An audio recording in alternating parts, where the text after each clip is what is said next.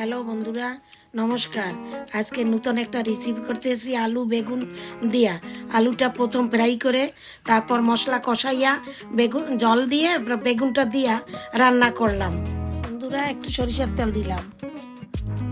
এখন একটু নাড়াচাড়া করতেছি তরকারিটা। আলু ফ্রাই করার পর মশলাটা কষাই নিলাম।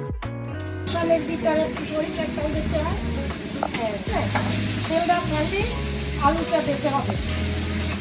এখন কষানো হওয়ার পর আলুটা দিলাম। এখন আলুটা দিয়া মশলাটা আলুটার গায়ে একটু মাখাই দিতে হবে। এখন তরকারিতে জল দিতে হবে।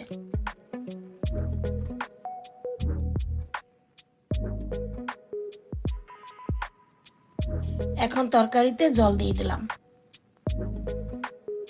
এখন আলুটা সেদ্ধ হয়েছে না, এখন বেগুনটা দেব। বেগুনটা দিয়া একটু জাল হবে, তারপর গরম মশলা দিয়ে ডালিয়ে রাখবো। দেখো কি সুন্দর কালার হচ্ছে, দেখছো হেভি হয়েছে না?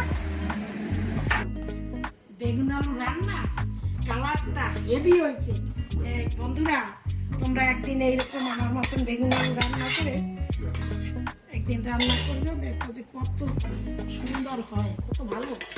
বেগুন আলু দিয়ে রান্না, এত সুন্দর কালার, নাইস, ওয়াও, সুস্বাদু, ওয়াও, খাওয়ার মা, heavy tasty, wow, thank you, excellent.